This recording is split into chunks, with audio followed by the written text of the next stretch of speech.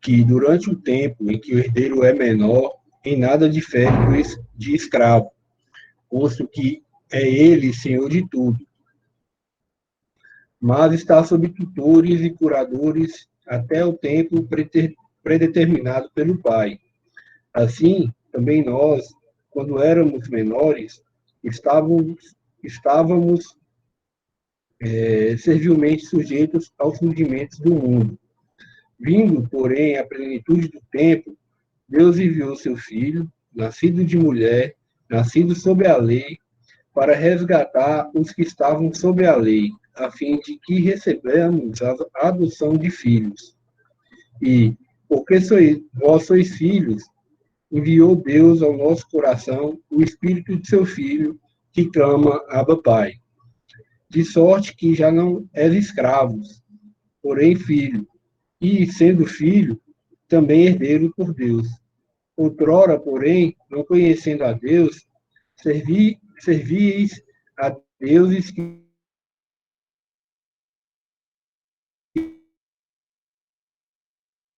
antes, sendo conhecidos por Deus, como estáis voltando outra vez aos rudimentos fracos e pobres, os quais, de novo, quereis ainda escravizar-vos? Guardais dias e meses e tempos e anos, receio de vós, tenha eu trabalhado em vão para convosco. Sei de qual eu sou, pois também eu sou como vós, irmãos. Assim vos suplico, em nada me ofendestes. E vós sabeis que vos preguei o Evangelho a primeira vez por causa de uma enfermidade física. E, posto que a minha enfermidade na carne vos foi uma tentação, contudo, não me revelastes desprezo nem desgosto. Antes, me recebeste como um anjo de Deus, como o próprio Cristo Jesus. Que é feito, pois, da vossa exultação, pois vos dou testemunho de que, se possível fora, tereis arrancado os próprios olhos para nos dar. Tornei-me, porventura, vosso inimigo, por vos dizer a verdade? Os que vos obsequiam não o fazem seriamente, mas querem afastar-vos de mim, para que o vosso zelo seja em favor deles. É bom sempre, é bom sempre, é bom ser sempre zeloso pelo bem, e não apenas quando estou presente convosco. Meus filhos, por quem de novo sofro as dores de parto, até ser Cristo formado em vós. Pudera eu estar presente agora convosco e falar-vos em outro tom de voz, porque me vejo perplexo a vosso respeito. Dizei-me vós, os que quereis estar sobre a lei, acaso não ouvis a lei? Pois está escrito que Abraão teve 2 filhos, um da mulher escrava e o outro da livre. Mas o da escrava nasceu segundo a carne, o da livre mediante a promessa. Essas coisas são alegóricas, porque essas mulheres são 2 alianças. Uma, na verdade, se refere ao Monte Sinai, que gera para escravidão, essa é H. Ora, H é o Monte Sinai na Arábia, que corresponde a Jerusalém atual, que está em escravidão com seus filhos. Mas a Jerusalém, lá de cima, é livre, a qual é nossa mãe, porque está escrito: Alegra-te, ó estéril, que não dás à luz, exulta e clama, tu que não estás de parto, porque são mais numerosos os filhos da abandonada que os da que tem marido. Vós, porém, irmãos, sois filhos da promessa, como Isaque. Como, porém, outrora, o que nascera segundo a carne perseguiu o que nasceu segundo o Espírito. Assim também agora. Contudo, que diz a Escritura? Lança a escrava e seu filho, porque de modo algum o filho da escrava será herdeiro com o filho da livre. E assim, irmãos, somos filhos não da escrava, e sim da livre.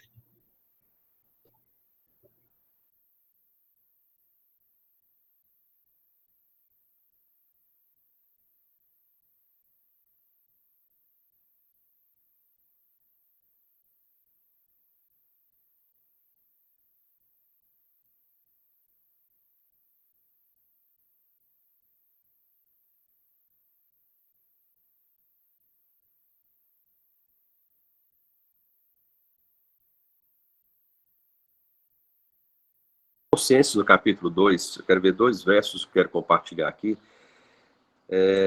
O primeiro verso é o verso 8 e o verso 20, tá? De Colossenses, capítulo 2. Tende cuidado para que ninguém vos faça presa sua, por meio de filosofias e vãs sutilezas, segundo a tradição dos homens, segundo os rudimentos do mundo e não segundo Cristo. Verso 20 diz assim: se, pois, estáis mortos com Cristo quanto aos rudimentos do mundo, por que vos carregam ainda de ordenanças como se vivesseis no mundo, tais como não toques, não proves, não manuseis, as quais coisas todas perecem pelo uso, segundo os preceitos e doutrinas dos homens, as quais têm, na verdade, alguma aparência de sabedoria, em devoção voluntária, humilde, em disciplina do corpo, mas não são de valor nenhum, mas não são de valor algum, senão para a satisfação da carne.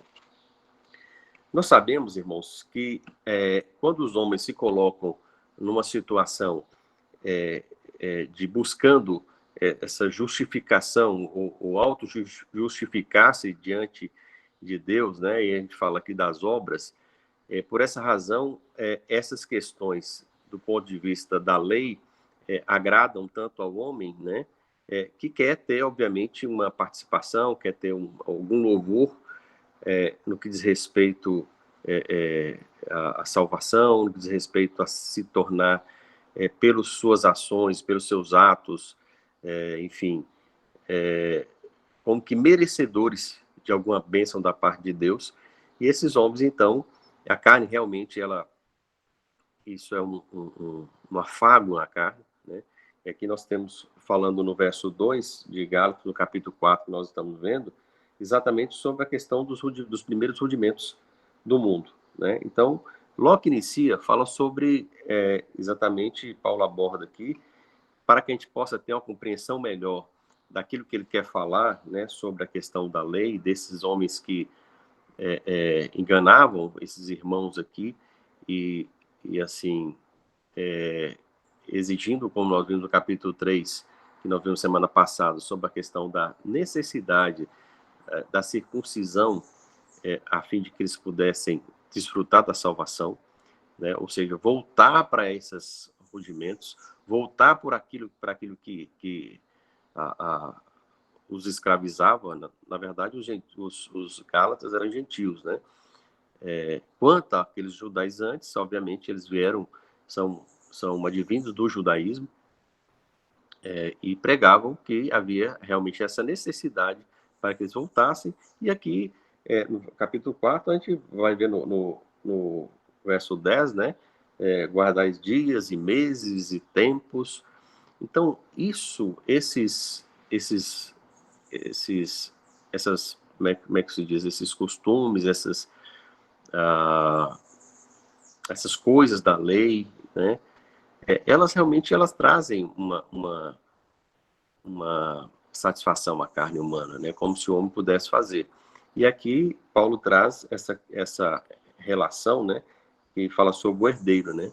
O herdeiro de uma propriedade, né? Uma criança, que seu pai é dono de toda aquela propriedade, diz aqui que não difere de um servo, porque ele ainda está sob tutores, sob pessoas que estão ali, e que, na verdade, ele não desfruta de liberdade alguma, né? Assim como o servo, ele faz tão somente aquilo que ele é mandado fazer. Então, ele não desfruta dessa liberdade. E aqui é exatamente o retrato que Paulo traz para mostrar como os homens estavam sob a lei, né? Então, a lei se via como aio, né? Como um tutor, como nós vimos no capítulo 3, exatamente porque ela não conferia essa liberdade ao homem. Então, a condição da lei, porque a lei assim, a lei, ela exigia que o homem,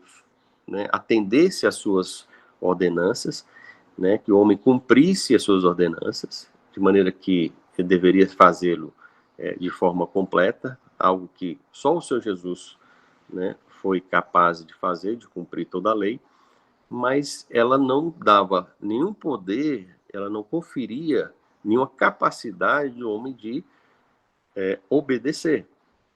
Assim também era uma criança, um herdeiro, né, que ainda nessa fase da sua infância, ele não tem capacidade para assumir. Então, por essa razão, ele precisava, então, de tutores para que ele pudesse passar esse tempo, né, até que chegasse, atingisse a maioridade, e nessa maioridade ele poderia, sim, desfrutar, né, da liberdade da casa que até então ele não tinha. Ele está falando da chegada desse tempo da graça, da plenitude do tempo, dos tempos, onde essa liberdade que ele não tinha, né, porque a lei não permitia, né, ela funcionava como tutor, ele pudesse então desfrutar com essa chegada da plenitude dos tempos, né, e aí trazendo para essa realidade do conhecimento de Deus, a revelação de Deus, né, que até então Deus ainda não tinha se revelado de tal maneira, né, do próprio sacrifício do Senhor, a vinda dele, a morte dele, né, e aí quando vem o Espírito Santo, então completa todo esse Deus introduz, né, vamos dizer assim, esse tempo da graça, onde o homem então pode desfrutar da liberdade que até então ele não tinha.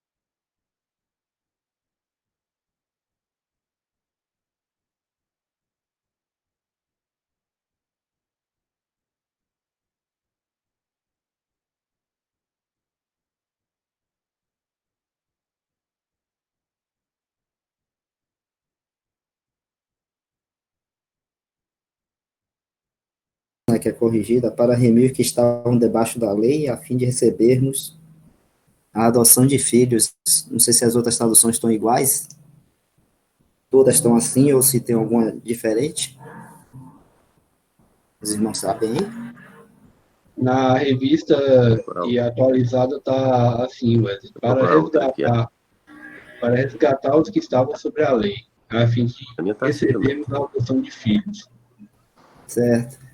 Então, a maioria está como adoção, né? O que eu queria destacar aqui é que essa palavra aí seria melhor, assim, daria uma melhor, assim, compreensão para a gente se fosse traduzir, em vez de adoção, por filiação, né? Porque geralmente a adoção a gente traz já a nossa entendimento hoje de adoção como você pegar um filho de outro, né? Um filho de outra pessoa, os pais morreram, alguma coisa dessa, ou abandonaram e está num orfanato em algum lugar, e você vai lá e adota, né? Essa palavra para a gente dá esse entendimento assim.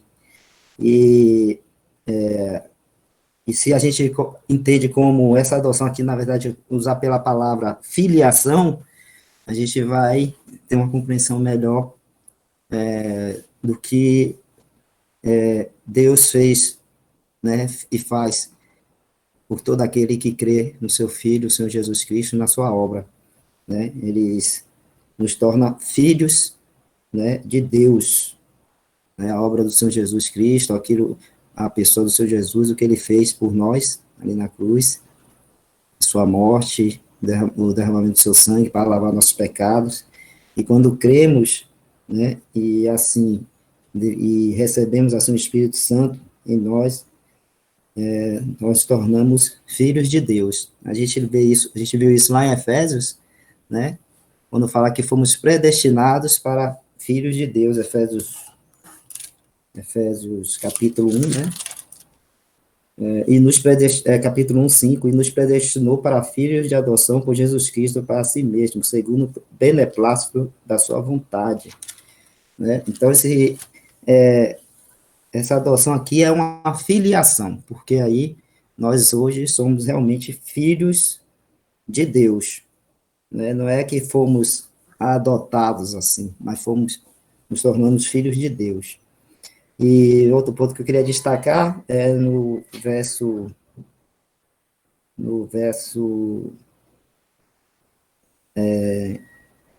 9, quando fala assim, mas agora conhecendo a Deus, ou antes sendo conhecidos de Deus. Né? Aí você vê Paulo, ele dando ênfase à questão da eleição, né? Nessa questão da filiação, a gente vê aí a predestinação, né? E nessa questão aqui do de todo aquele que conhece a Deus, ou tem essa salvação, porque só quem pode conhecer a Deus é aquele que é salvo, né? Quem não é salvo não conhece a Deus. Mas aí ele faz um destaque aí da questão da eleição, né? Porque ele fala, mas agora é conhecendo a Deus ou antes sendo conhecidos de Deus, né? Porque aí ele está dizendo que não fomos nós que procuramos conhecer a Deus, não fomos nós, né? Foi Deus que fez essa ação de vir e se tornar conhecido, né, para nós, ele se tornar conhecido para nós. Então, por isso que Paulo faz esse destaque aqui, né, antes sendo conhecidos de Deus. Isso aí nos fala da eleição, né, ou seja, essa ação de salvar, ou seja, de o homem poder, assim, conhecer a Deus e ter a gente está falando aqui de liberdade, né, de essa livre acesso ao Pai, né, isso foi uma ação primeira dele, a ação dele, de Deus, né, para que nós tivéssemos essa graça maravilhosa, né, da salvação.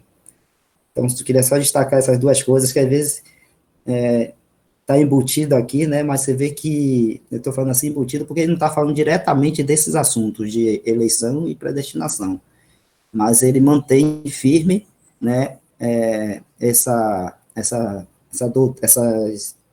doutrinas, né, de eleição e predestinação como base aí de, de entendimento dessa questão da liberdade que temos hoje em Cristo, né?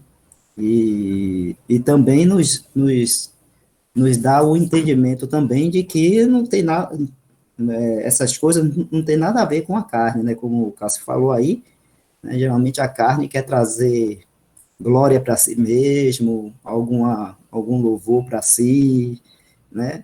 Então, o homem, quando ele anda na carne, né?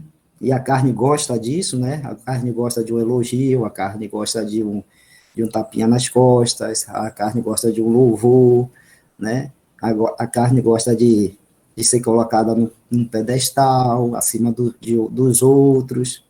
Então, a gente vê aqui que não é assim, né?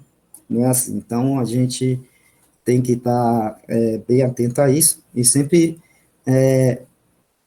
lembrando, né, de que essa obra, né, de salvação, essa liberdade que nós temos hoje em Cristo Jesus, né, não foi por nenhum esforço nosso, não foi por nenhum mérito nosso, mas foi, né, pela obra do Senhor Jesus, pelo que ele fez, e o mérito, né, todo dele, né, porque nós mesmos, nós não merecíamos, não.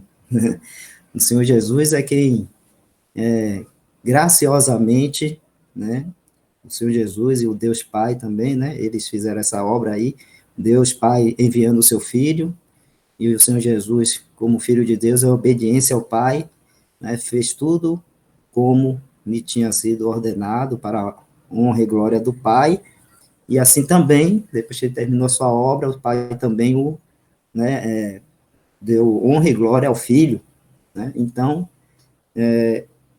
tudo foi feito por eles, para nós, né? E nós não temos nenhum merecimento, nenhum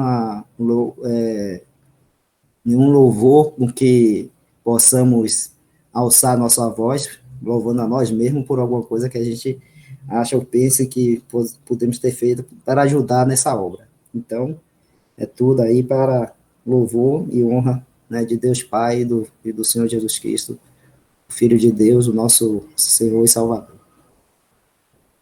Enquanto Wesley falava aí, eu lembrei aqui do capítulo 8 de Romanos, né? Diz assim, a partir do verso 12, de maneira que, irmãos, somos devedores, não à carne, para viver segundo a carne. Porque se viver segundo a carne, morrereis. Mas se pelo Espírito mortificardes as obras do corpo, vivereis. Porque todos os que são guiados pelo Espírito de Deus, esses são filhos de Deus. Porque não recebeste o espírito de escravidão, para outra vez estardes em temor, mas recebeste o espírito de adoção de filhos, pelo qual clamamos Abba Pai. O mesmo Espírito testifica o nosso Espírito que somos filhos de Deus. E se nós somos filhos, somos logo herdeiros também. Herdeiro de Deus e co-herdeiro de Cristo, se é certo que com ele padecemos, para que também com ele sejamos glorificados. Então nós temos a questão da adoção, né, e a consequente, né, isso vem junto no pacote, né, a questão da nos tornamos herdeiros de Deus. A adoção é exatamente isso, né? Como ela estava falando.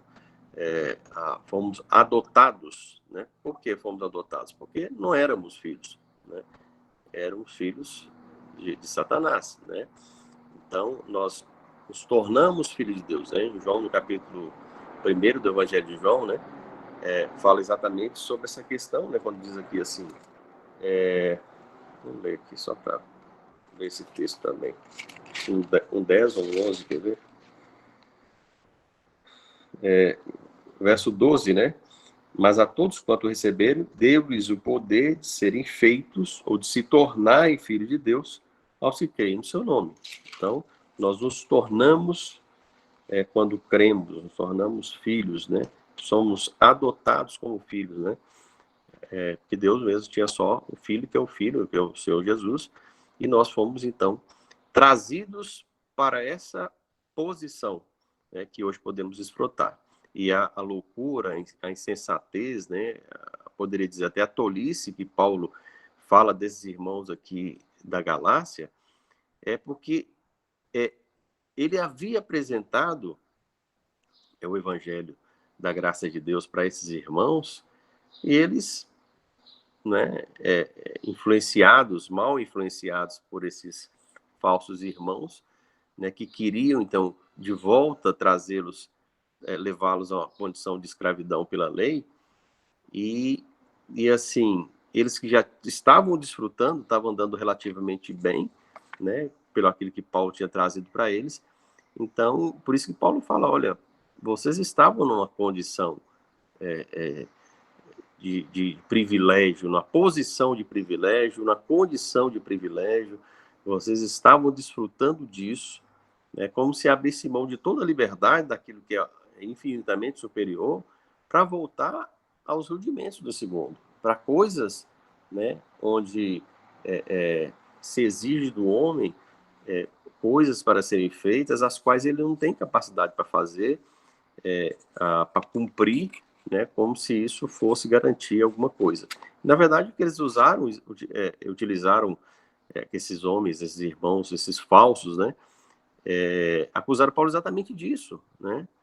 Ele não estava observando essas coisas que eles venderam para aqueles irmãos, essa mentira de que eles precisavam observar datas, dias, meses, anos, circuncidarem, todo esse peso que ele colocou sobre eles, como ele não consegue carregar toda essa carga, né?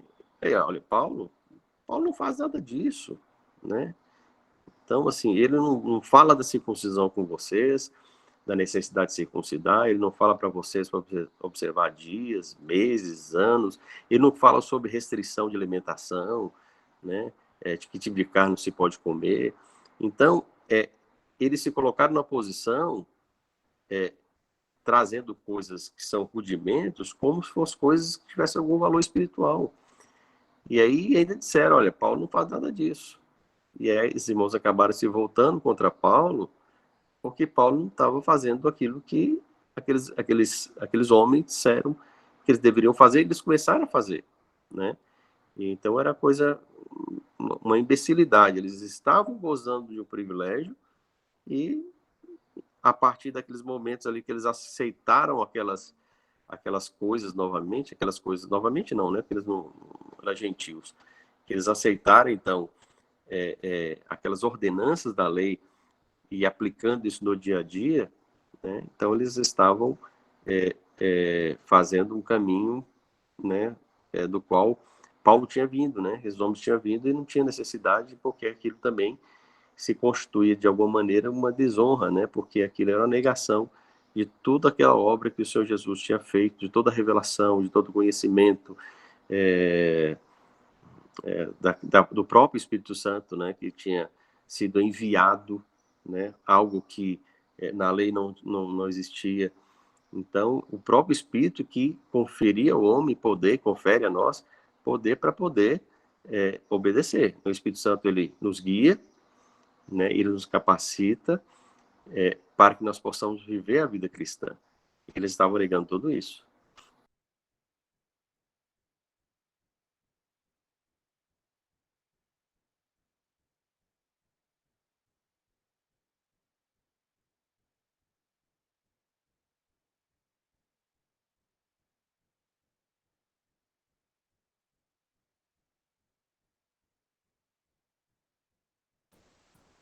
Para os irmãos ou para a igreja, né? Essa obrigação de cumprir regras ou lei, tanto a lei mosaica como a lei criada pelo próprio homem, né? E traz isso para a igreja como uma forma, uma determinação para ser seguida, né? Ele não tem não tem outro objetivo que não o de dominar, né? Estar tendo domínio sobre os outros irmãos. A gente vê aí Paulo falando no versículo 17. Eles têm zelo por vós, não convém, mas querem excluir-vos para que vós tenhais zelo por eles. Então, aqui na Epístola de Gálatas, a gente está tendo aí, na verdade, aqueles que são chamados judaizantes, né, homens cristãos judeus, né, cristãos que vieram, né, da religião judaica, né, e da nação de Israel, ali da tribo de Judá, e eles se converteram, creram no Senhor Jesus, e de repente estavam querendo que os cristãos gentios, né, que eram pagãos e agora se tornaram cristãos, né, seguissem as leis mosaicas, né, a lei dada ao povo de Israel ali através de Moisés. Então, circuncidar era o primeiro passo para isso, né? Era a circuncisão, vamos dizer assim, a porta de entrada aí do israelita na fé, na religião judaica, né? Então, tanto até que existiam alguns seguidores da religião judaica que não eram nascidos ali de Israel ou da tribo de Judá, eram chamados prosélitos de outras nações, mas que quando se convertiam à religião judaica, eles tinham que, o primeiro passo era a circuncisão, né? Circuncidar para poder dizer que agora entrava ali naquela esfera da fé judaica. Assim como a fé cristã, né? A gente faz o batismo para dizer que agora, né, a pessoa segue ao Senhor Jesus, né? Isso não está falando de forma nenhuma de salvação, está falando de se entrar naquela esfera de fé ou de crença, né, daqueles que seguem ou levam o nome do Senhor Jesus Cristo. O batismo está nos mostrando isso aí, né, quando é batizado.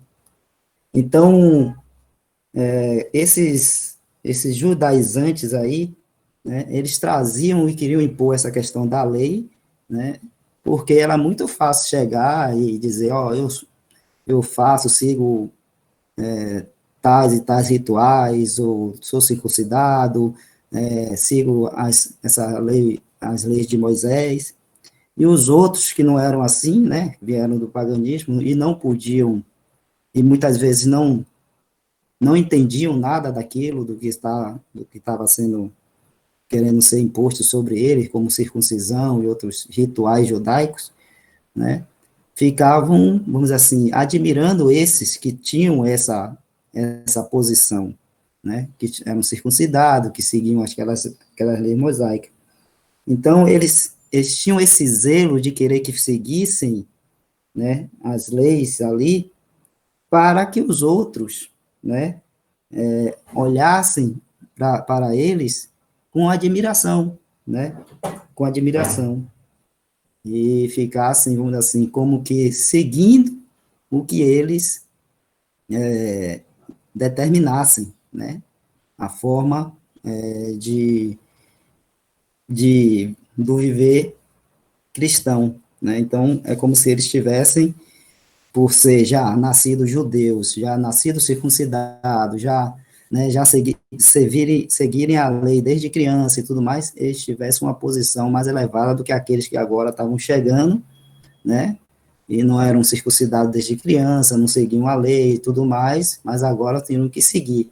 E para seguir, teriam que seguir eles, porque eles conheciam a lei, conheciam como é que se deveria seguir todo aquele caminho. Então, a gente vê sempre aí o homem, né, e a carne do homem,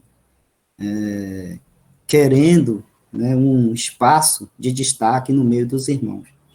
Então, toda vez que é trazido esse tipo de forma de caminhar cristã, em que se coloca alguma regra, né, nesse caso aqui era a lei judaica aqui, mas pode ser qualquer lei ou qualquer regra que até o próprio homem invente, e hoje em dia a gente tem muito disso. Temos também o judaísmo, né, porque entrou realmente na igreja, as formas e rituais judaicos entraram também na igreja, os homens copiaram e misturaram tudo, né, mas temos também as regras e normas criadas pelo próprio homem, né, e sempre com esse objetivo de manter os outros, né, os outros irmãos escravos, vamos dizer assim, né, ou dependentes, né, daqueles que estão a ditar as regras, né, a dizer como se deve caminhar na fé, a dizer como você pode agradar a Deus, porque eles têm a resposta, eles têm a forma, eles têm as regras para isso. Então, a gente vê que é sempre assim, vai ser, né, a carne querendo uma posição de destaque no meio dos irmãos. Então, toda vez que a gente vê, né, algum irmão querendo impor ao outro, né, a forma como se deve viver a fé, segundo uma regra que ele mesmo criou para si, né, então, o irmão querendo dominar sobre o outro. Isso também vamos dizer assim, é uma semente de legalismo e uma semente do pecado, né, na carne ali, querendo ter uma preeminência sobre o outro irmão. Então, queria só destacar isso aí, para a gente sempre estar atento a isso, né, que não é somente a lei mosaica ou a lei judaica que pode fazer com que a gente erre nessas coisas, né, e deixe a liberdade com que Cristo nos libertou e a gente fique preso, fique escravo de algum tipo de domínio através de lei, né, tanto da lei mosaica como uma lei que a gente mesmo crie, né, e queira impor para o nosso irmão.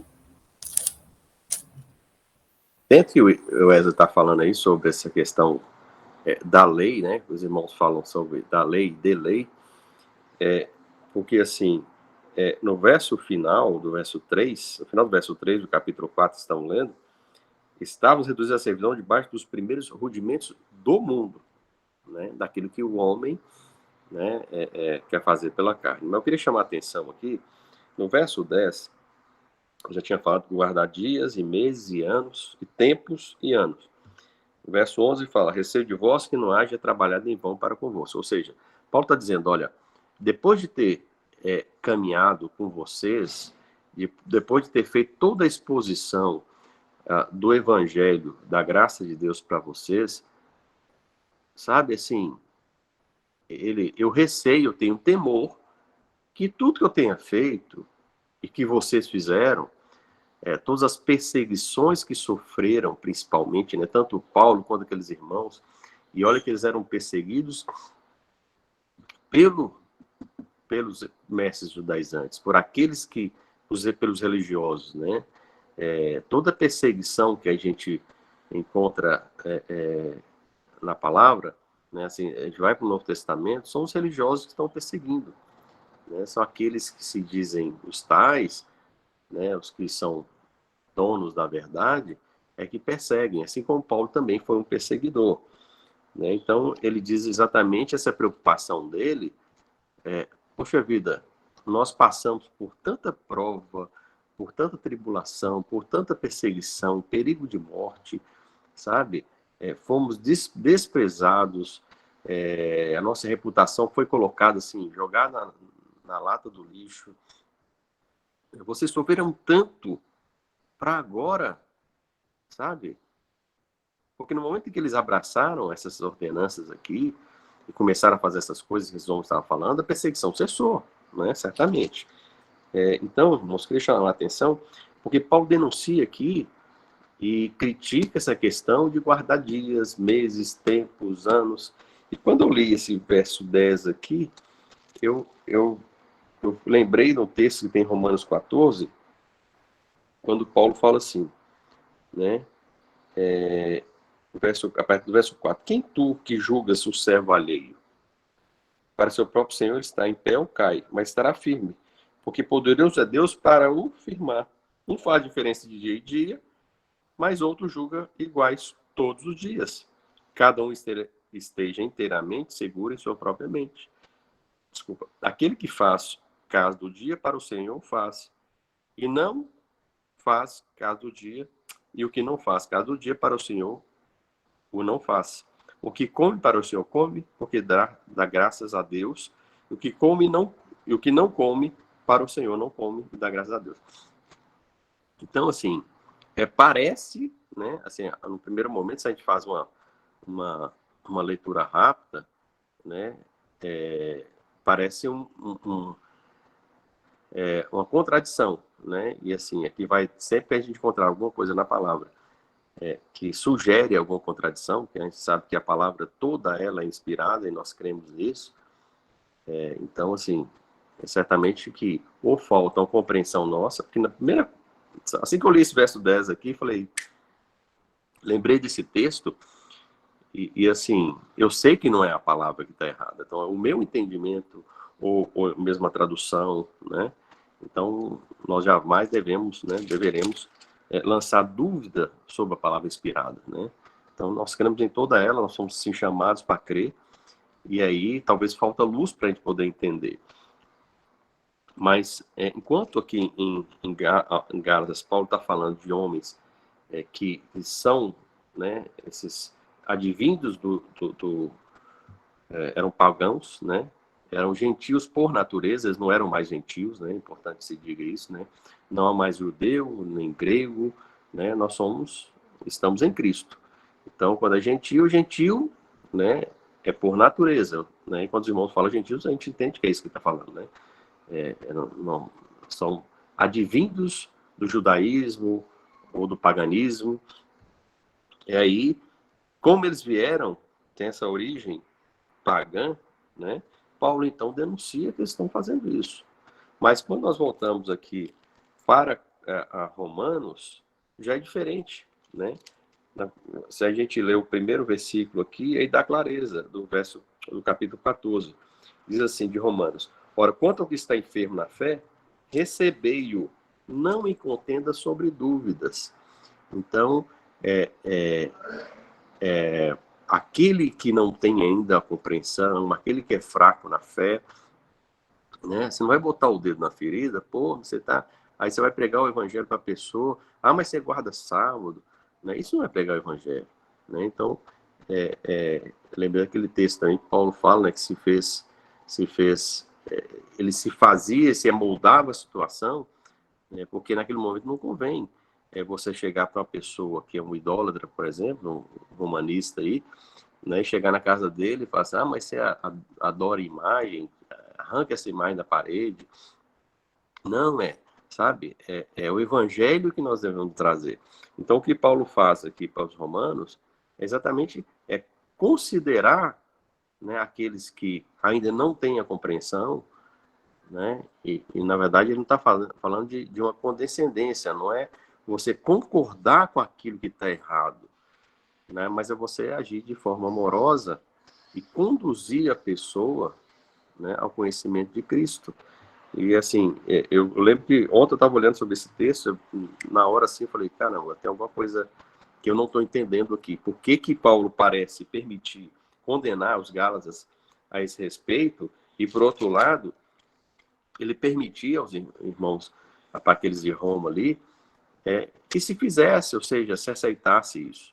Na verdade, não é questão de uma aceitação, é uma questão de você considerar aqueles que estão bem no início da sua vida cristã, da sua caminhada cristã, e conduzir amor de maneira que eles sejam conduzidos, levados ao conhecimento do Senhor Jesus.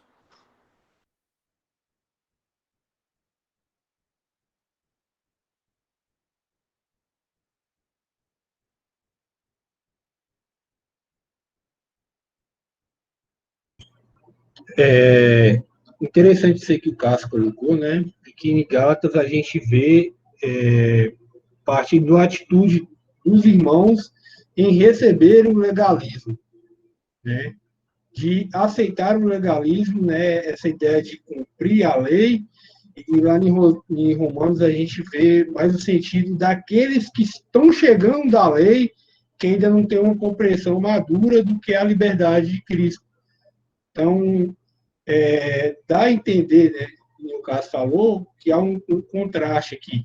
Mas, na verdade, não. Aqui, os Gálatas eles estavam recebendo de bom grado esses rudimentos. Quando Paulo, né, a gente vê no próprio versículo seguinte, né,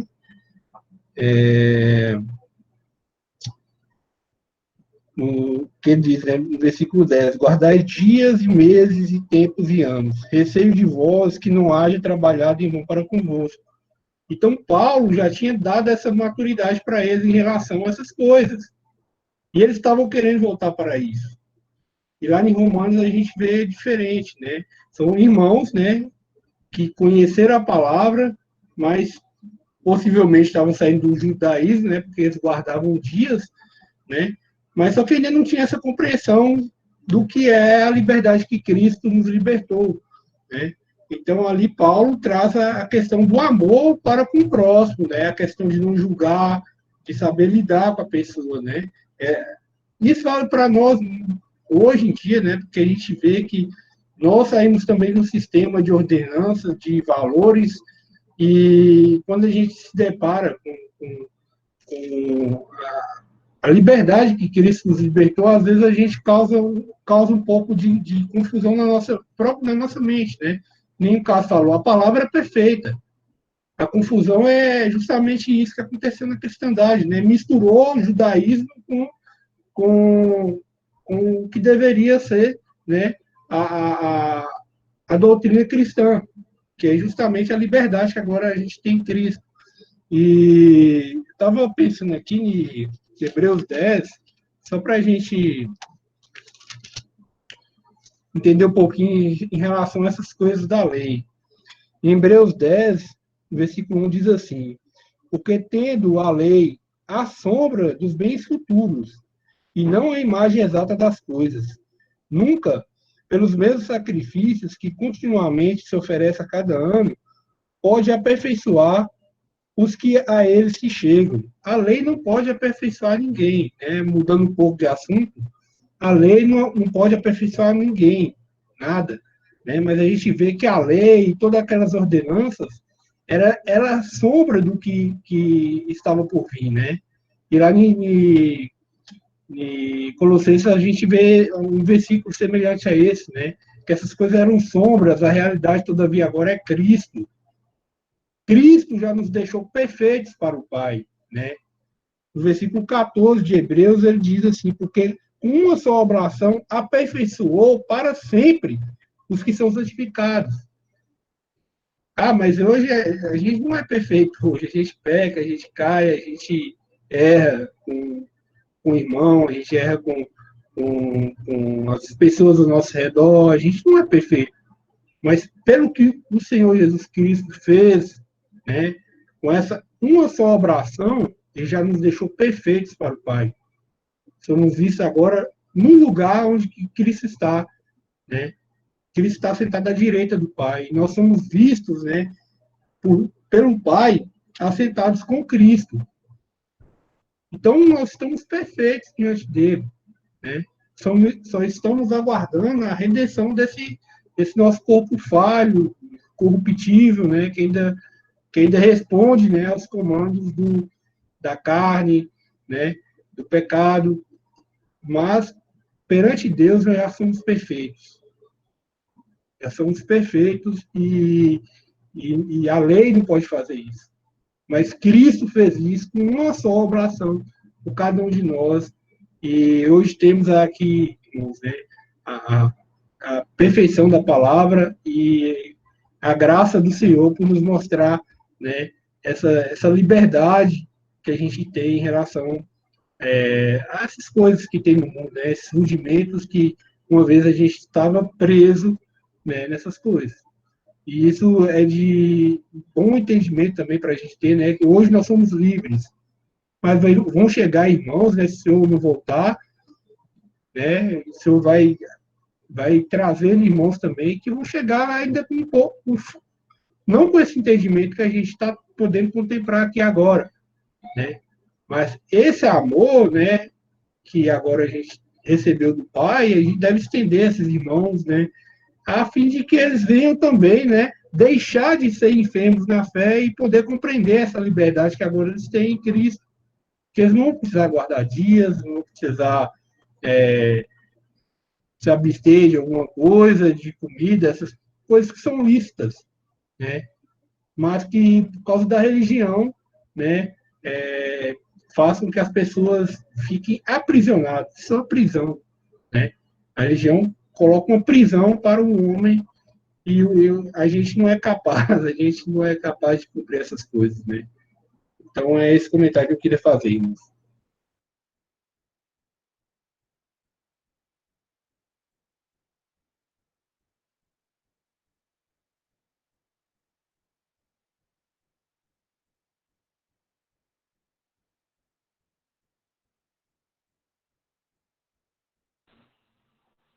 Essa questão que os irmãos têm trazido aí de posição do cristão, da nossa posição diante de Deus, que o Marlon falou, o Cássio falou também.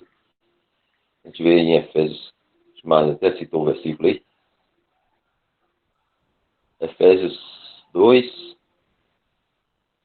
6, mas eu vou ler o 5 aqui, fala, estando nós mortos em nossos delitos, nos deu vida juntamente com Cristo, pela graça sois salvos, e juntamente com Ele nos ressuscitou e nos fez assentar nos lugares celestiais em Cristo. Então essa é a posição de todo cristão, de todo aquele que é nascido de novo, né, nascido de Deus, e entra para a família de Deus. Ele está nesse lugar o mais alto possível que uma pessoa poderia estar, né? Assentado, à destra de Deus, junto com Cristo. E abençoado também, como fala em Efésios 1:3, abençoado, né, com todas as bênçãos espirituais nas regiões celestiais, né, em Cristo. Então, nem os santos do Antigo Testamento têm esse lugar tão privilegiado quanto tem todo cristão, né? Então, tão próximo de Deus, né? A gente pode se achegar a Deus, né, pelo Espírito. Nós recebemos o Espírito Santo, né? O véu foi rasgado, temos acesso direto ao Pai a qualquer momento, né? Então, todos esses privilégios foi dado ao cristão. E o que Paulo condena nos Gálatas aqui, que é, como os irmãos disseram aí, eles tendo esse lugar tão abençoado, eles estavam querendo deixar essa posição que eles já tinham, né, por ter crido, para servir a Deus por meio de ordenanças, servir a Deus por meio de leis, né, guardar dias e tempos, né, que fala aqui. Então é uma falta de discernimento, né, do lugar que o cristão tem, é uma depreciação da obra de Deus, né, da obra de Cristo, que tirou o pecador de uma posição caída e colocou nesse lugar de bênção, né, e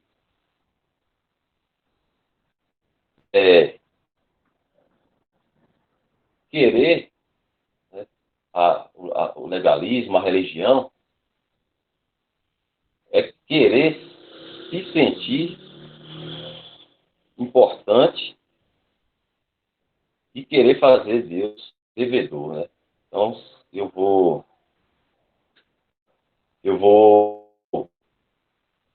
criar umas leis, vou cumprir as leis, porque assim, né, Deus estará me devendo o que eu quiser pedir ou quiser receber, né? Então, é mais ou menos isso que o legalismo faz, né? É colocar Deus contra a parede. Uma vez que eu vou na igreja, né, no templo lá, mantenho minha constância lá, faço minhas orações, faço minhas obras, né? Na minha mente, eu estou sendo agradável a Deus e Ele está me devendo uma contrapartida. Só que nós somos filhos, né? E eu já tenho tudo, né? Tudo que um filho pode ter como herdeiro, eu já tenho, né? Não tem necessidade de eu voltar e querer fazer de Deus meu devedor por meio das minhas obras, que eu faço, que eu tento fazer para agradar a Deus, né?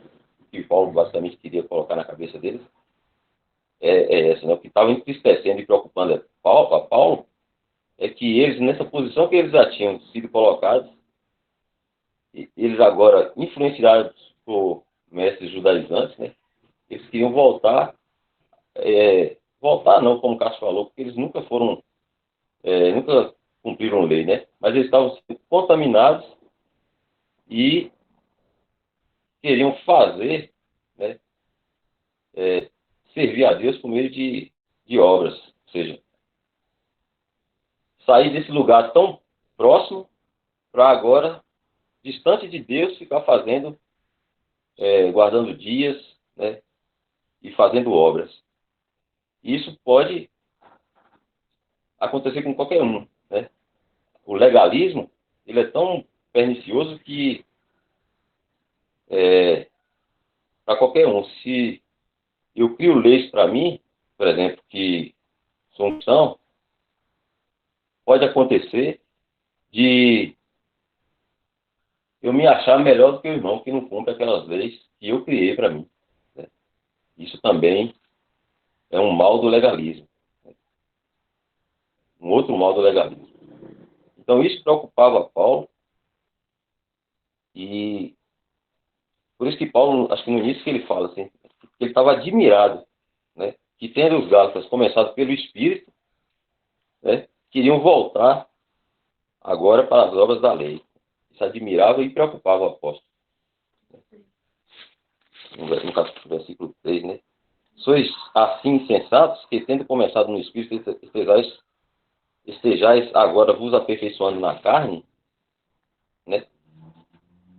Então, eles não estavam discernindo, né, o lugar de privilégio que eles tinham sido colocados. E isso a gente vê muito, como o Cássio falou, aí na religião, né? Eles não conhecem esse lugar de privilégio que eles foram, os verdadeiros, né? Que eles foram colocados e vivem tentando agradar a Deus por meio de obras, de leis que eles mesmos criam, né? E criam muitas, né? Além das que já o sistema religioso já impôs neles, eles mesmos criam para si várias outras, né? A gente estava conversando numa reunião essa semana num grupo, e a irmã dizia que ela ficava ajoelhada, acordava às 3 da manhã, ficava ajoelhada tanto tempo orando, porque diziam a ela que se buscasse a Deus de madrugada, seria ouvido mais rapidamente. Então, que quando ela ia levantar, ela não conseguia. Então, esse é o espírito do legalismo, né? Nos fazer achar que somos melhores que nossos irmãos, colocar Deus como nosso devedor, né? Também, um mal também que o legalismo traz, nos afastar dessa posição que nós fomos colocados. E é isso basicamente, né, que os irmãos falaram aí, que a gente deve estar atento, né? Até nós que conhecemos, graças ao Senhor, essas verdades, a gente tem que estar atento, né? Porque quando a gente põe lei para nós cumprirmos, a gente pode estar pensando que Deus será nosso devedor e Ele irá ter que nos pagar, porque somos melhores que os outros que não cumprem essas coisas que nós criamos para nós mesmos e começamos a cumprir. Então é um mal. Nós vivemos na graça e nós temos temos que ter esse espírito de graça, né? De entender que tudo foi dado por graça, né? E devemos receber isso, né, como vindo de Deus para quem não merecia nada, né?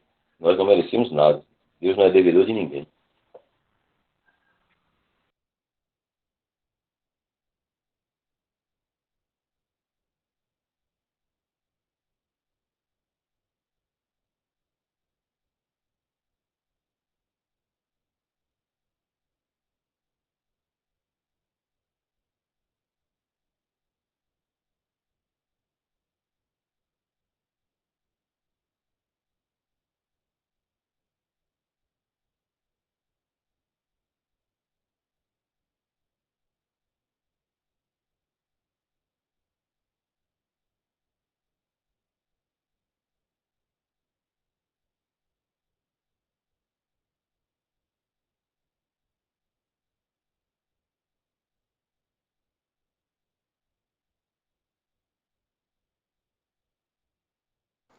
Há dois textos aqui em Gênesis, irmãos, que eu quero poder compartilhar.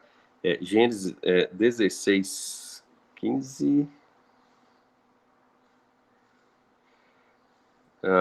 E Agar deu à luz um filho, Abraão, e Abraão chamou o nome de seu filho, que Agar tivera, Ismael. E era Abraão da idade de 86 anos, quando Agar deu à luz Ismael. O outro que eu notei aqui, Gênesis 21, 2. E concebeu Sara e se deu Abraão um filho na sua velhice, ao tempo determinado que Deus lhe tinha falado, e Abraão pôs no filho que lhe nascera, que Sara lhe dera o nome de Isaque. Então, nós temos aqui dois filhos que Abraão teve com duas mulheres diferentes. E a primeira, Sara, que era uma serva, perdão, a primeira, Agar, que era a serva de Sara, que foi o filho Ismael, né, segundo a carne, porque é aquela coisa, o homem querer, já eram bastante avançados em idade, o Senhor havia feito a promessa de que através desse filho suscitaria essa descendência a Abraão, até então Abrão, né, e eles não creram, e entra o homem, a vontade do homem, né, de querer como que dar uma mãozinha para Deus, E aconteceu o que aconteceu. Sara teve a brilhante ideia de oferecer a sua serva, né, Agar, para que Abraão suscitasse, né, ajudando a Deus essa. Mas foi um filho nascido segundo a carne, né, segundo a vontade do homem, não segundo a vontade de Deus, não era o filho da promessa. E depois, então, né, que o Senhor entra em ação e a vontade soberana de Deus é estabelecida, e aí aquele que é o filho da promessa, que é Isaac, então é trazido à cena e eles então têm esse filho. Então cada uma dessas mulheres representa um pacto, que nós vimos aqui a partir do verso 21, né? E aí como é que fala? A Agar representando, que é a escrava, a lei, e nós temos Sara, que é representando esse outro pacto, essa outra aliança. E aí, para a gente ver o abismo que separa, né, esses dois pactos, vamos dizer assim, né, essas alianças.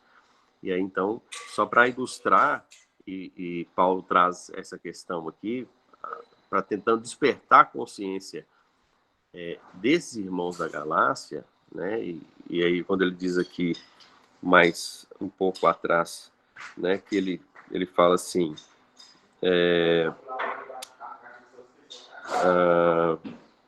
no verso 19, meus filhinhos, por quem de novo sinta as dores de parto, até que Cristo seja formado em vós. Então, é como se Paulo dissesse para eles assim, ele estava meio que disposto, né? Meio não, ele estava disposto, até mesmo que fosse para, se fosse possível, né? Sentir novamente as dores de parto, para que aqueles irmãos fossem formados entre eles. Novamente formado entre eles, né? Porque Paulo que gerou esses irmãos na fé, e aí como eles se distanciaram, então eles se propõem, como se disseram, olha, eu estou disposto novamente a passar por tudo, né? Eu sinto novamente as dores de parto por vós, a fim de que Cristo seja formado, seja estabelecido em vocês. Então, mostrando aqui a loucura que é, né, essa atitude que eles estavam tendo, né? Porque nós temos realidades tão distintas, né? A diferença entre a lei e a graça é abismal, e Paulo está dizendo, olha, vocês estavam desfrutando disso e agora querem voltar para isso, sabe? Então, ele usa essas duas alianças, dois pactos, né? Ele usa figura, né? São alegorias.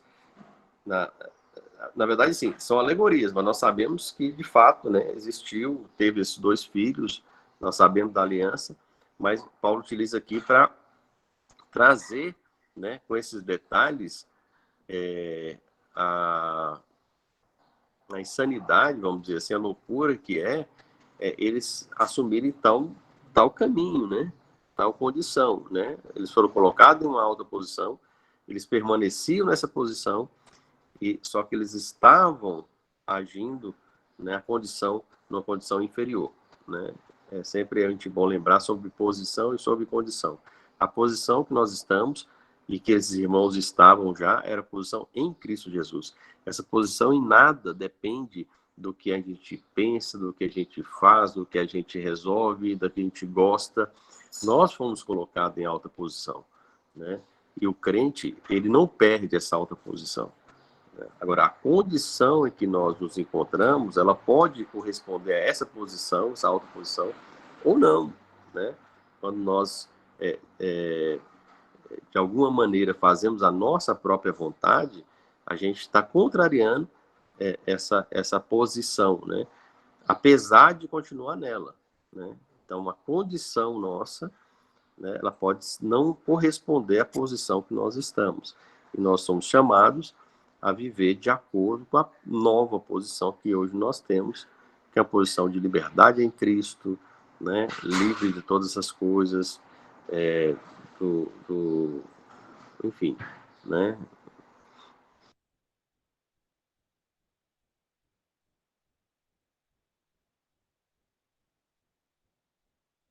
O 29,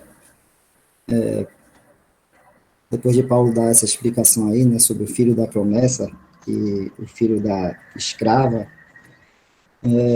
que até o irmão Cássio acabou de explicar aí, mas como então, no verso 29 fala assim, mas como então aquele que era gerado segundo a carne perseguia o que era segundo o Espírito, assim é também agora.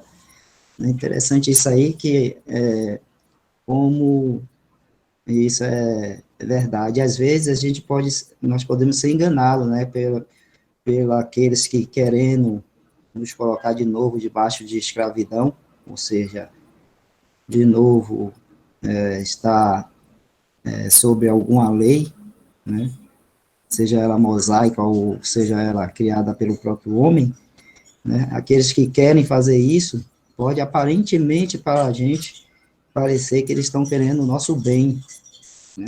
Ah, não, porque o irmão está querendo que a gente, né, tenha uma proximidade mais com Deus, uma vida de santidade e tal. Fica aparecendo isso, né?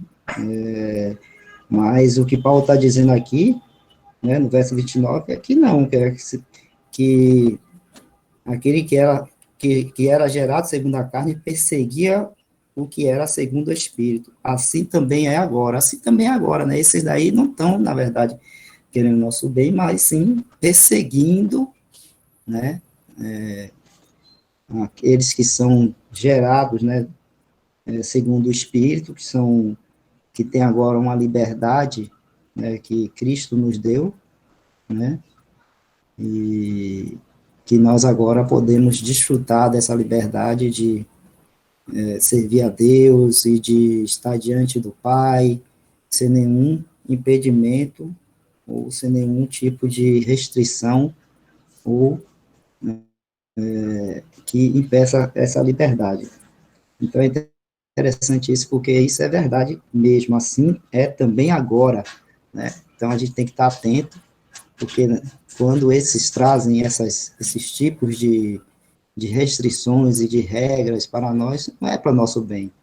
Não é que a pessoa, esses irmãos possam estar querendo o nosso bem, ou querendo uma vida cristã melhor para nós e tal, não. É, na verdade, simplesmente isso. É a carne, né, perseguindo, né, aqueles que andam segundo o Espírito, né? E aí a gente sabe que é aquela milícia, né, aquela guerra que há entre a carne e o espírito, que até o apóstolo Paulo vai falar nos outros capítulos mais à frente, né? Essa é a batalha que existe. E a gente deve deixar que o Espírito Santo aí batalhe aí por nós essa guerra. Mas só destacando isso aí, viu, meus irmãos? Porque às vezes parece que esses que trazem essas regras e essas coisas estão querendo o nosso bem, mas não estão, não. E até o irmão Cássio leu aqui em Colossenses, né, foi Colossenses 2, eu queria destacar só o versículo 23, fala assim, as quais têm, na verdade, alguma aparência de sabedoria, em devoção voluntária, humildade, em disciplina do corpo, mas não são de valor algum, senão para a satisfação da carne. Né? Falando aqui daqueles cumprimentos de regras aqui, como não toques, não proves, não manuseis. Ele fala que no final disso tudo aí, dessas normas e regras a serem seguidas aqui segundo a carne, né, segundo o entendimento do homem aqui, na verdade não tem valor algum, a não ser para a satisfação da carne. Então é isso aí, né? Vamos estar sempre atentos, né, a essas coisas, a essas questões, porque tudo aquilo, ou todo aquele que quer que possa nos levar, né, a ter uma atitude ou uma forma de caminhar que vá satisfazer a nossa carne, né, está querendo o nosso bem, e nem porque a partir do momento que a gente faz alguma coisa que traz algum bem, alguma satisfação para a nossa carne, nós estamos já fora, né, daquilo que é andar no Espírito, né? Em Romanos, sempre Paulo ensina a gente a colocar a carne no seu lugar de morte. Então, lugar de morte é um lugar, vamos dizer assim, fora, que não tem ação nenhuma, que não tem nenhuma chance ou o pitaco de oportunidade de dar alguma opinião, algum sentido, né, naquilo que é o viver cristão, que é o caminhar do crente, que é no Espírito, somente.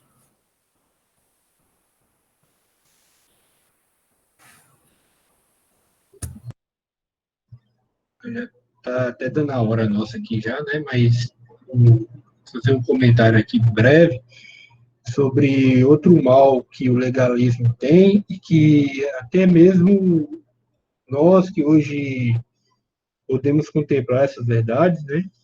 A liberdade que a gente tem em Cristo, a gente pode acabar voltando, né? Colocando esse tipo de coisa em nossa vida. Às vezes a gente coloca regras para a gente seguir, né? Tipo assim, vou ler tantos versículos tal dia, eu tenho que ler a palavra hoje, e eu vou todo dia, tal hora, eu vou orar. Mas, irmãos, isso é bem pernicioso, sabe? A gente mesmo, às vezes, coloca regras para a gente seguir, né?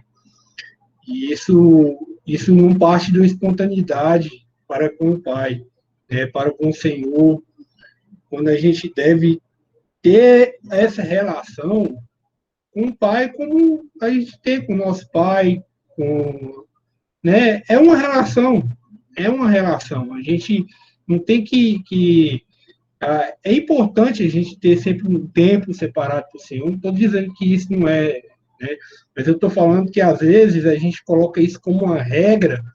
Aí você vai lá no dia, você está muito cansado, aí você vai lá e faz aquilo ali, né? Lê a palavra e fala assim: hoje está pago, eu já fiz minha parte. Mas não é assim, né? Uma comunhão com o Pai, uma comunhão é, firme, né? Aquela comunhão, ela é leve, né? Eu não sou pai ainda, né? Se eu permitir voltar, eu pretendo ser um dia. Mas imagine o seu filho chegando a você sem espontaneidade nenhuma, né? Só chegando ali e pai, beleza, tá? E é isso aqui, sabe? A, a gente deve ter uma relação de espontaneidade com o pai, né? De prazer nas coisas dele, né? Vai ter dias que a gente vai estar cansado, a gente não vai conseguir meditar a palavra, né? Acontece, mas não tem que ser assim uma obrigação. A gente não é obrigado a ficar, né? Mas uma perfeita comunhão com o Pai, com o Senhor Jesus Cristo, ela vai nos conduzir a isso sempre, né? A gente não deve ter um horário marcado para me orar e tal. A gente deve estar em estado de oração o tempo todo, porque a oração é justamente isso, né? É você ter uma relação, basicamente é um papo, né? É uma conversa. Você conversando com Deus, né? O tempo todo. A gente deve estar em esse estado de oração, né? Igual o irmão até falou, aquela questão da irmã que acordava de madrugada, ficava ajoelhada, né? Isso aí é regra também. Isso aí também é uma lei que a gente coloca para a gente, né? Falta de entendimento, mas não, a relação com Deus, né? Com o nosso Senhor Jesus Cristo, essa relação espontânea. A gente deve partir do nosso, da nossa convivência mesmo com Ele, né? E não da gente colocar regras para a gente seguir, né? Mas estar sempre, né, constrangidos por esse amor que o Pai tem demonstrado por nós, né? Esse amor que o Senhor Jesus Cristo foi ali e mostrou para cada um de nós naquela cruz. Isso que vai constranger, né, que deve nos constranger a nos achegarmos, né? E até essa relação de pai para filho, né? Nesse lugar bendito que a gente está agora, né? Que é um lugar acima de qualquer outro lugar que o irmão Wesley falou, lá em Efésios 2, né, versículo 6, né, e nos ressuscitou juntamente com ele e nos fez assentar nos lugares celestiais em Cristo Jesus. Interessante, hein, irmãos? Ele nos ressuscitou. Nós já estávamos mortos já para Deus, a gente já estava morto para Deus. Né? A gente era filho da ira, mortos em delitos e pecados, agora a gente está no lugar que o Senhor Jesus Cristo está, no maior lugar, na maior posição. Isso é tremendo, isso a gente, né, a mente da gente não consegue mensurar isso, né?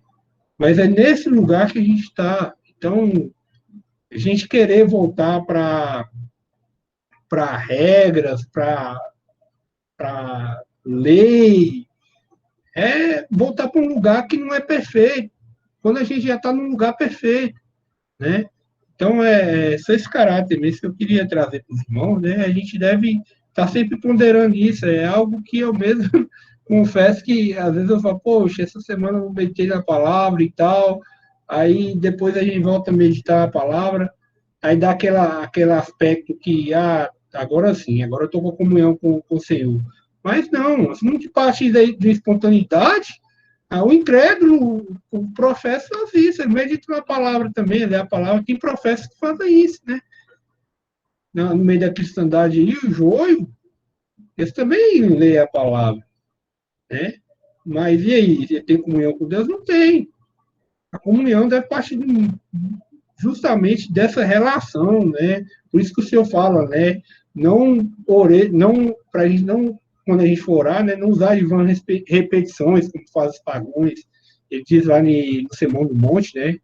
No Evangelho de Mateus, porque não é a relação que a gente tem com o Pai.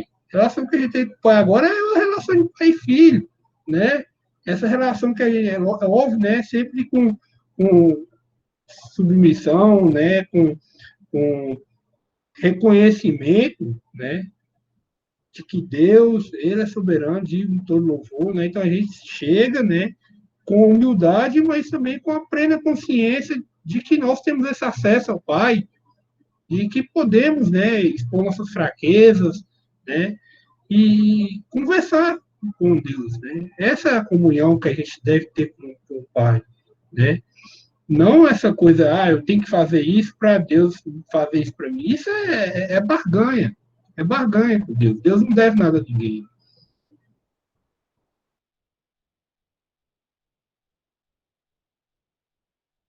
Falou?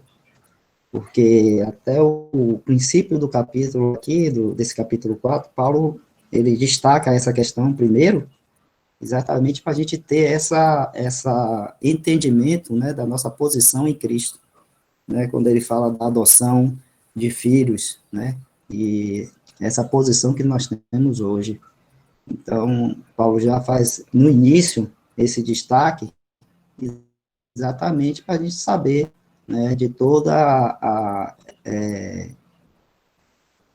os benefícios, de toda a liberdade e dessa posição em Cristo que nós temos, né, é a base para a gente, vamos dizer assim, ter o entendimento de que nós não podemos nos colocar de novo numa posição de escravos, né, quando nos submetemos à lei ou algum tipo de lei que nós mesmos criamos, né? Então, a gente não pode estar desprezando isso que Deus, né, nos proporcionou, essa posição que Deus nos colocou, né? E aí nos colocarmos de novo numa posição de escravidão, vamos dizer assim, e estando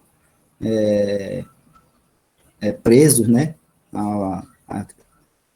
a lei ou coisas, né, da carne, vamos dizer assim, né.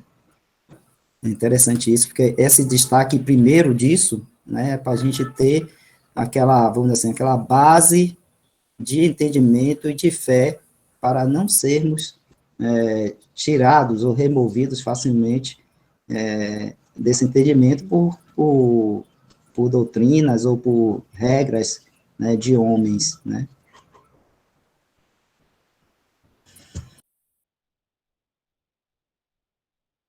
Assim, é importante a gente ter assim, meditação diária nas coisas do Senhor, né? Mas, como eu falei, por espontaneidade, né? Às vezes vai ter épocas que a gente vai, né? Infelizmente, as preocupações desse mundo, né? Satanás vai tentar e tenta a todo tempo, né? Impedir essa comunhão, e pode ser que a gente enfraqueça, né? Nisso, mas a gente tem acesso agora para falar com o Pai, né? E a gente tem o Espírito dele que habita em nós, que nos auxilia em nossas fraquezas, né? Então, quando a gente se sentir com a comunhão fraca, não tenta por força própria sua, não, que não é isso. Antes, primeiro, chega a ele, né? Confessando a sua fraqueza, ele vai te auxiliar, né? Então, eu queria deixar aqui um último versículo aqui, no meu comentário, está lá em Romanos 8, 26 e 27. E da mesma maneira, também o Espírito nos ajuda as nossas fraquezas, porque não sabemos o que havemos de pedir como convém, mas o mesmo Espírito intercede por nós com gemidos inexprimíveis. E aquele que examina os corações sabe qual é a intenção do Espírito, e é ele que, segundo Deus, intercede pelos santos.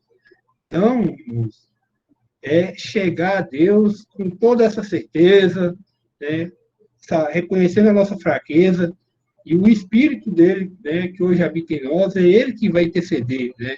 O Mário coloca de maneira bacana, né? É como se a gente tivesse esse corretor automático do Zap, né? A gente vai digitando, a gente digita tudo errado, mas o corretor do aplicativo já corrige as palavras para a gente. É mais ou menos isso. A gente não sabe, né, pedir como convém, mas o Espírito dele que habita em nós, né, leva essas nossas orações, né, de forma perfeita a interceder por nós com gemidos inexprimíveis, né? E o pai vai ouvir. Hoje, como eu falei, a relação de pai para filho, igual o Wesley falou aí, né, no início do capítulo, quão precioso é isso, né?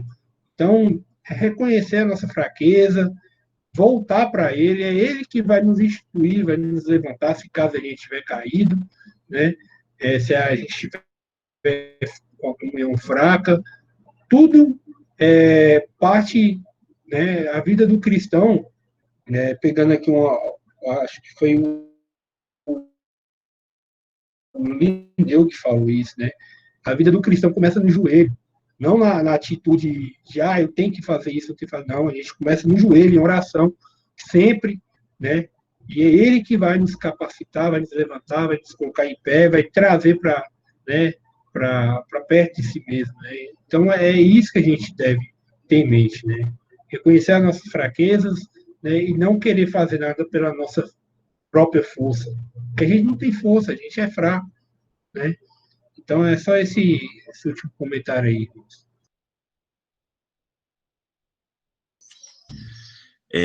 Lá em Mateus, geralmente quando o Senhor Jesus, quando os fariseus colocavam cargas, falavam, agiam com legalismo, na verdade, várias vezes ele falava uma frase assim, ó, holocaustos ou sacrifícios eu não quero, e sim misericórdia. O que seria essa expressão?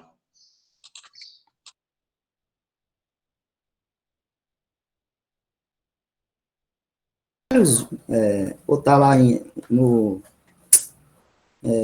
Antigo Testamento, para a gente poder pegar o contexto. Tem Mateus 9:13. Peraí, tem mais também, peraí.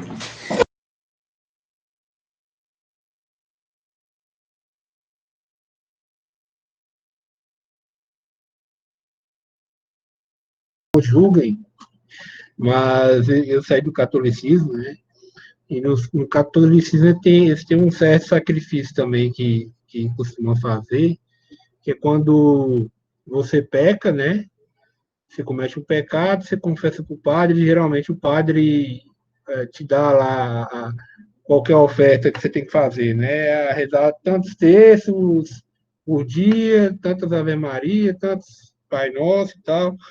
Aí coloca isso como uma, uma oferta, né, pelo aquele pecado que você cometeu, né?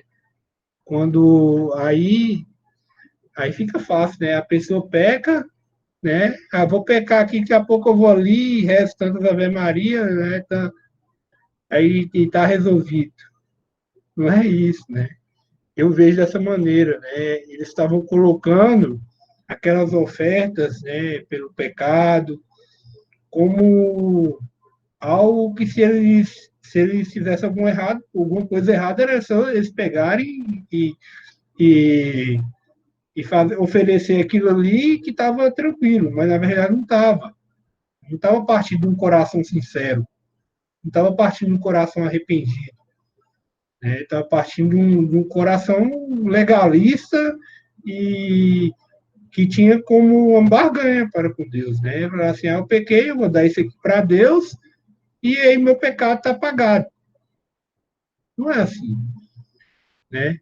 Eu vou ler alguns versículos aqui, eu ler o primeiro em Oséias, capítulo 6, versículo 6, que diz assim: Pois misericórdia quero, e não sacrifício, e conhecimento de Deus, mais do que holocaustos. Né? Outro versículo que eu quero ler também tá no Salmo 40, no versículo 6, 7 e 8, que diz assim: Sacrifício e oferta não quiseste, os meus ouvidos abriste, holocausto e expiação pelo pecado não reclamaste. Então disse: eis aqui venho, no rolo do livro de mim está escrito: Deleito-me em fazer a tua vontade, ó Deus meu. Sim, a tua lei está dentro do meu coração. Então aqui está falando do Senhor Jesus Cristo, que ele fez, né?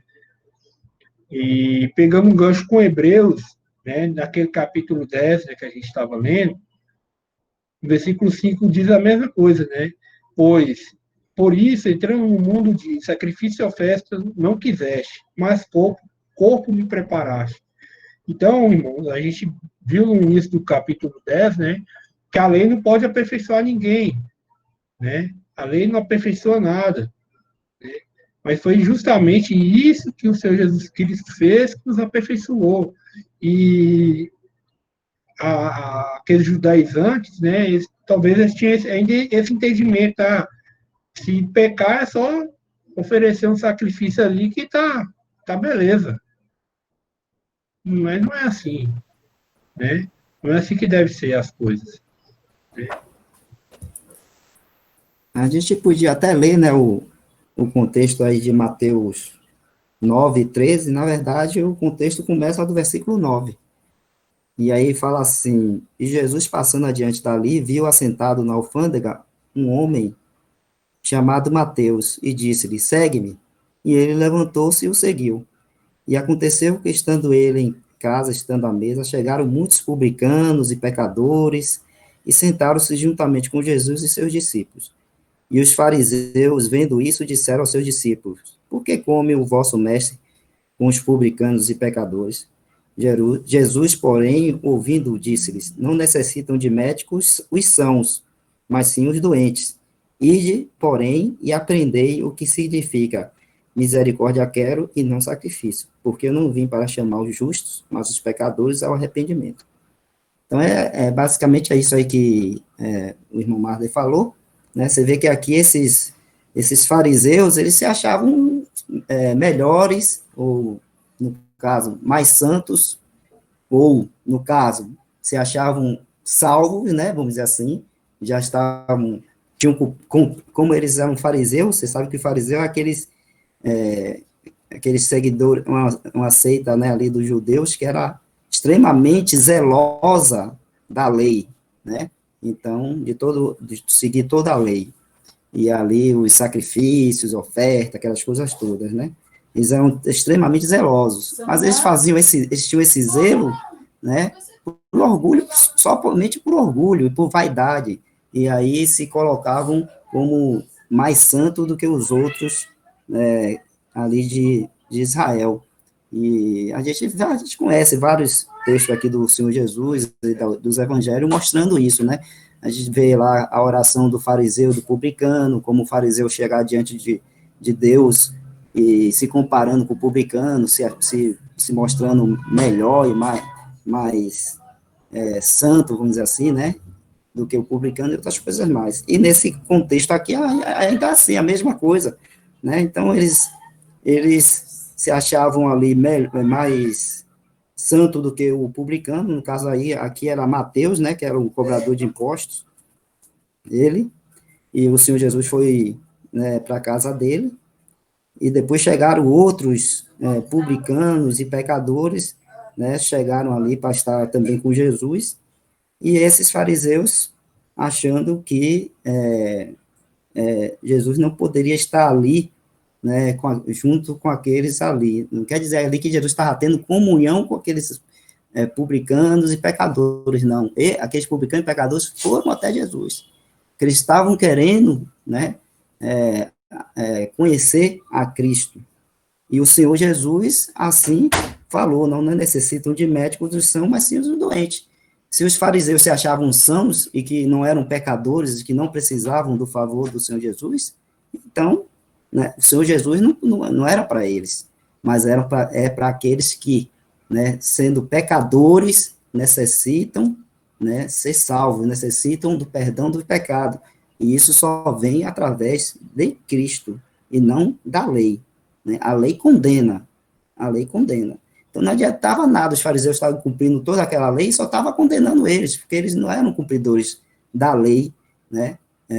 Eles podiam fazer todas aquelas rituais, vamos dizer assim, visíveis aos homens ali como cumpridores, mas o Senhor conheceu o coração deles, que eles eram orgulhosos, que eles cobiçavam, né, as melhores posições e outras coisas mais. Então tudo isso é contra a lei, né?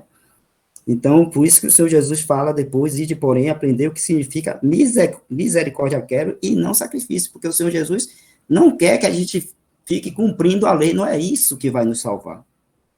Né? Não é você seguir aquelas regras todas, não. É você buscar por misericórdia que só encontramos em Deus. Né? Se nós somos pecadores e por isso merecedores de condenação, né? Porque o salário do pecado é a morte, né? Nós temos que ir a Deus, e claro, esse ir a Deus hoje é o quê? É ir a Cristo, ao Senhor Jesus, crer nele, crer no que ele fez ali na cruz, tomando nosso lugar, né? Para assim a gente ter essa misericórdia, essa salvação, essa graça que a gente só encontra nele. Agora, se eu me achar uma pessoa que não tem um pecado, que não preciso de um médico, que não sou doente, que não preciso de um médico, então, né, o Senhor Jesus não é para quem pensa dessa forma. Mas se o homem, quando o Senhor mostra a ele o estado que ele está, de pecador e perdido, né, ele tem que ir a Cristo. Né? E a Cristo. Agora, se ele não se acha pecador nem perdido, ele não vai, né? E nem Cristo vai poder atender ele, porque o Senhor Jesus veio para aqueles que estão doentes, aqueles que estão perdidos, aqueles que se reconhecem nesse lugar de perdidos em seus pecados e em seus delitos. E todos, né, em Romanos fala, todos pecaram e destituídos estão da glória de Deus.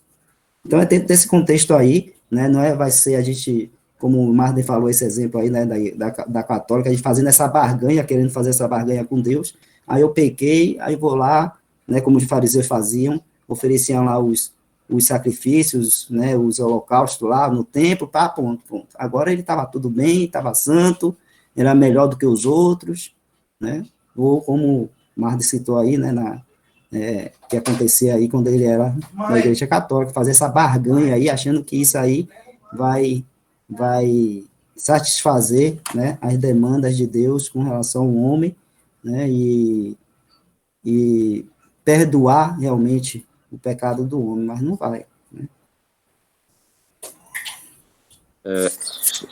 Eu queria fazer uma colocação assim, esses religiosos, né, desse tempo, dos evangelhos aqui, assim como os religiosos dos dias de hoje, a observação da lei por esses homens era algo meramente exterior.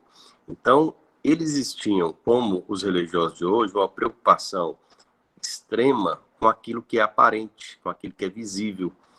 Então, quando a gente até leu aí no capítulo 9, né, eles se escandalizaram com algumas atitudes de Jesus. Primeiro que Jesus conversava com fariseus, né, e comia com esses fariseus, comia com pecadores. Jesus não era aquilo que hoje poderia dizer assim, de politicamente correto, né? Então, que é uma atitude sempre que remete à hipocrisia. Mas aí, assim como os de hoje, os religiosos, eles, como eu disse, eles têm uma aparência, uma preocupação exagerada com aquilo que é aparente, com aquilo que é visível, né?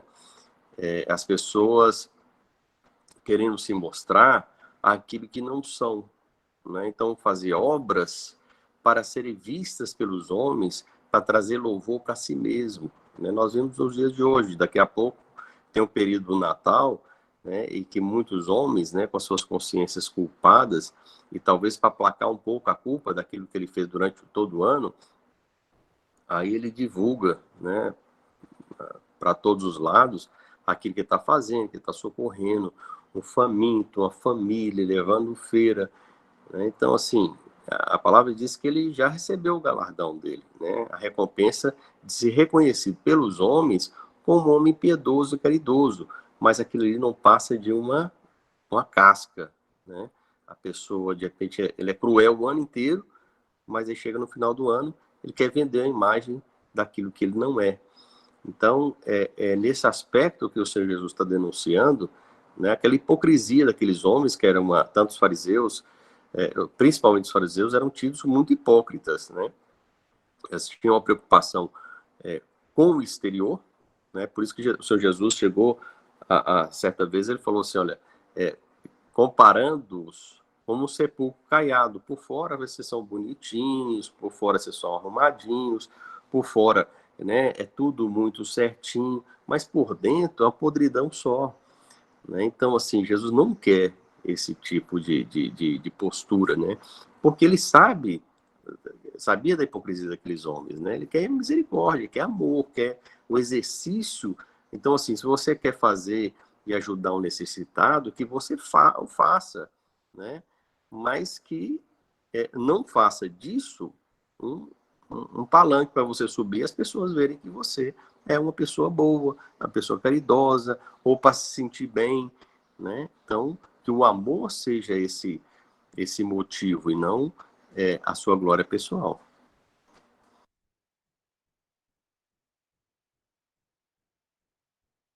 Igual o que os irmãos falaram, que é recorrente nos evangelhos essa questão, né? A gente vê isso em Mateus, também no capítulo 12, que cita essa mesma passagem que Martin leu de Oséias, né? Que faz a referência a essa passagem, de quando diz assim, vou ler rapidinho aqui, mas Jesus lhes disse, eu vou ler o 12 aqui, porque aquele tempo, em dia de sábado, passou Jesus pelas searas. Ora, estando seus discípulos com fome, entraram a colher espigas e a comer. Os fariseus, porém, vendo, disseram, eis que os teus discípulos fazem o que não é lícito fazer em dia de sábado. Mas Jesus lhe disse, não lestes o que fez Davi quando ele e seus companheiros tinham fome? Como entrou na casa de Deus e comeram os pães da proposição, os quais não lhes era lícito comer, nem a ele, nem aos que com ele estavam, mas exclusivamente aos sacerdotes? Ou não lestes a lei que, aos sábados, os sacerdotes no templo violam o sábado e ficam sem culpa? Pois eu vos digo, aqui está quem é maior que o templo.